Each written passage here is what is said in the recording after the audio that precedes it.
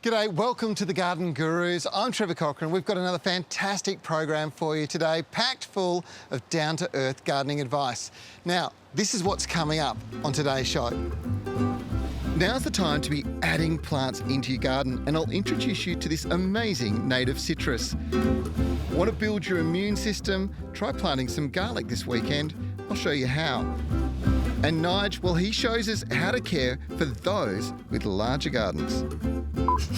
Digging around. Digging the ground. I got my spade, I got my hoe, I got my rake, and I'm ready to go. There's a lot going on this time of the year in the garden. Many plants are settling down for a rest with some winter dormancy. And whilst for deciduous plants, this is the best time to transplant them, others like citrus and natives are generally producing fruit or about to flower, so you don't want to mess with that process.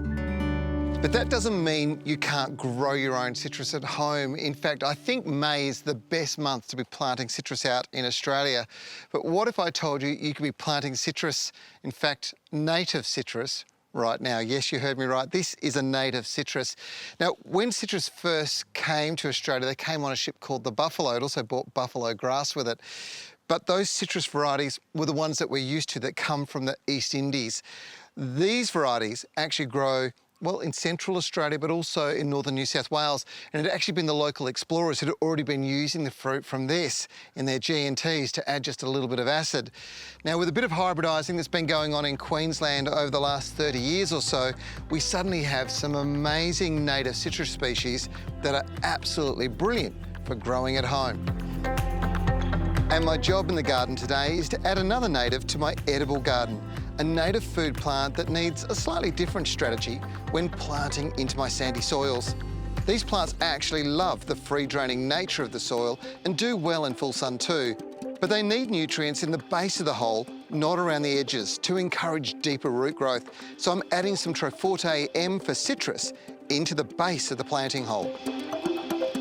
I'm not going to pop the plant straight on top of the fertiliser. Whilst Troforte is controlled, slow release, the roots will burn if they're in direct contact. And the trick with these plants is to avoid any root damage in the transplanting process.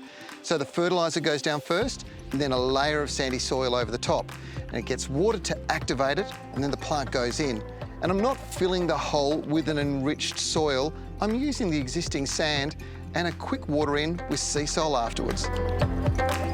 It's important to remember that sea salt isn't a fertiliser, it's a soil tonic. In fact, what it really does is that seaweed, rich in plant hormones, just helps those little feeder roots recover from the transplant shock. And it's really important with this particular finger lime. It's one that doesn't like any kind of root damage.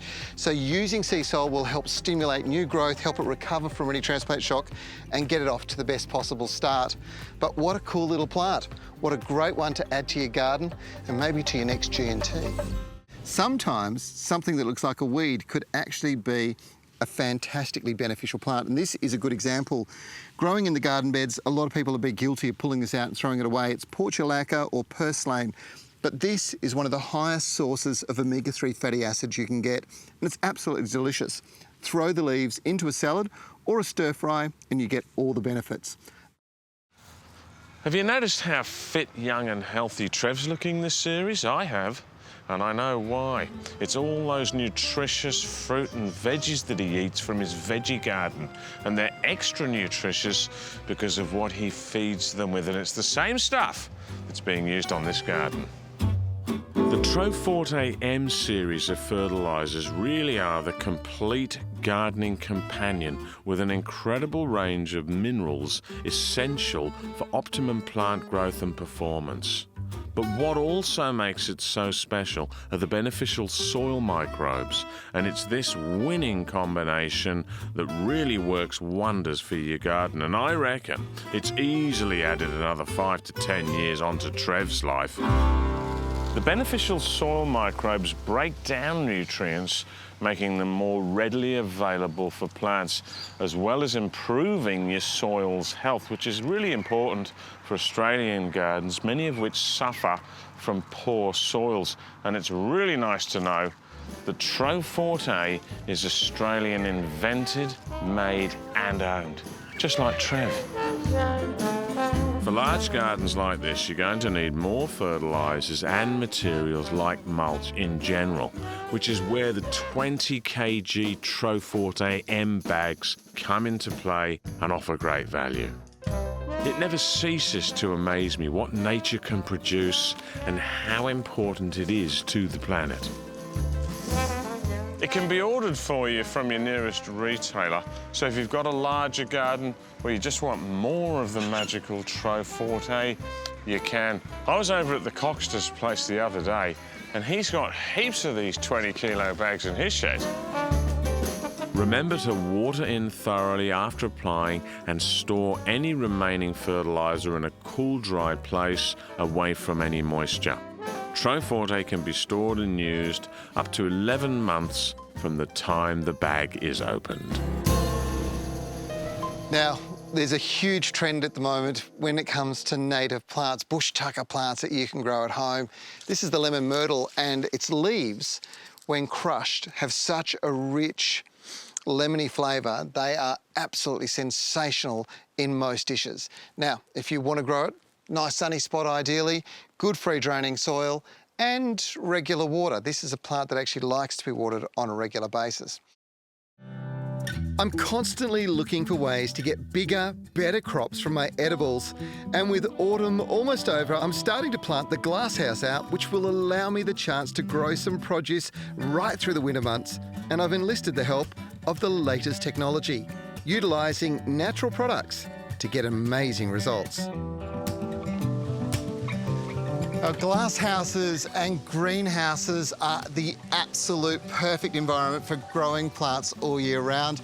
Now, my glasshouse and greenhouse both came from Sproutwell greenhouses, and I got them for a very important reason. Where I live, it gets very cool during the winter months, so keeping the temperatures a little bit warmer allows me to grow a whole bunch of plants that I just couldn't grow during the winter. Things like tomatoes, chilies and capsicums all do really well in this environment. You know, I'm always going on about the key to great crops is great soil. And so many people struggle with poor quality soils. You can, of course, improve them. But another option is to grow in raised garden beds or containers to achieve the same outcomes. But you have to have a great soil, and this is it.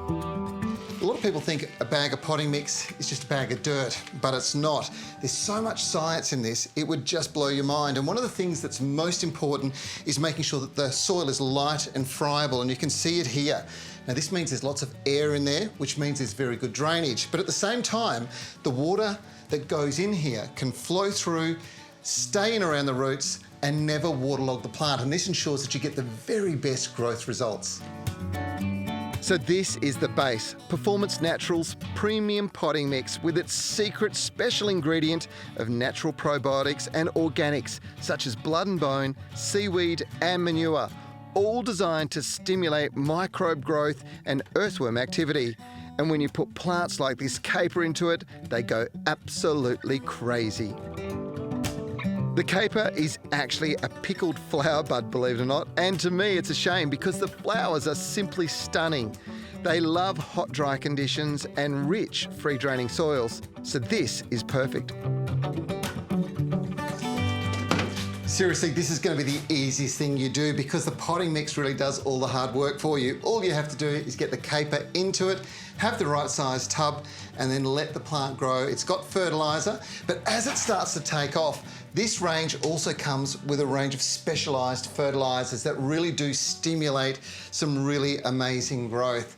And it's worthwhile applying it at least 3 to 4 times a year if you really want to make the most of the growing seasons. But look at that. How good's that? Now, one thing a good gardener knows is the importance of a high-quality tool. In fact, professionals rely on the very best tools because they really do get a good workout. And you tend to find that the best tools when it comes to engineering, design and manufacture are coming out of Europe. And this is a really good example. This is the Wolf Garten range. Now, this is an incredible range of tools that are just perfect for all sorts of projects, most importantly, for smaller locations. If you don't have a lot of room, this is the range you need to get your hands on. But first, let me explain. This is a click system. You simply click on one of the handle options, which is either a 140 centimetre wood handle or a 150 centimetre if you're a bit taller, or an alloy handle, which is what I rely on because it's so strong but lightweight. Now, the true measure of any tool, particularly a digging tool, is its ability to move heavy soil, and this cultivator is absolutely sensational. But sometimes when you've got your seedlings all established, you don't actually need a cultivator. What you need is a good hoe, and there's a whole range of them, different types, and they all do different things. This one's perfect for getting in between existing plants and just scratching out any weeds that might pop up and become competitive. There's a selection of attachments available, and this includes a great sand rake with these heavy-duty tines for levelling. You don't need a lot of soil, just a small amount, and moving the rake head upside down will help get a great level. But the most common job will be raking up leaves and debris this time of the year, and again, simply click off and click on with the leaf rake attachment. And this rake is adjustable, allowing you to size it to the job you're undertaking. This really is all about quality, and because of the click system, you have multiple tools in a small shed and not taking up a huge amount of space. And it's not just the incredible design and durability with this German engineering that makes these tools so good. In fact, it's the service that really puts them in a different league. You see, normally garden tools are only sold through garden centres, but you'll find these available through dealers, and the dealers will show you exactly how the tools work and what tool is right for your garden situation. Now, that is totally unheard of when it comes to garden tools. And that leads me to the next important question. Yes, they have a warranty, but get this, it's lifelong. No one carries a warranty like that, and they do it because the tools are so well designed and made. No more throwing away tools every second year. Now, the thing is, you will have to find your local dealer to be able to get these tools. The best way to do it is to simply check out this website. I love innovation, and Richard and Tara here at Flora Plant Nursery are the king and queen of it. Look at this for a clever little idea. This is a ceramic anemone with beautiful tillandsia or old man's whiskers hanging out the bottom, just like a jellyfish. What a great gift. It's another brilliant idea that you'll see in your local garden centre really soon. If you're wondering what you should be growing in your garden this winter to provide you with great food, you might want to think about this particular plant. It's antiviral, antifungal, antibacterial, and it builds up your immune system. Food is thy medicine, medicine is thy food. It was said by Hippocrates over 2,000 years ago, and nothing epitomises that more than the humble clove of garlic.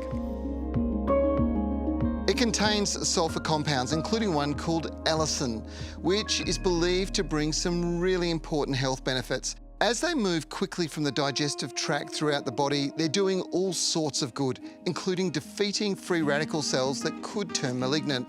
So it's pretty important to have this wonder plant, a member of the onion family, in your garden. You plant your garlic in the autumn and you let it grow through the winter months, eventually harvesting late spring, usually early summer.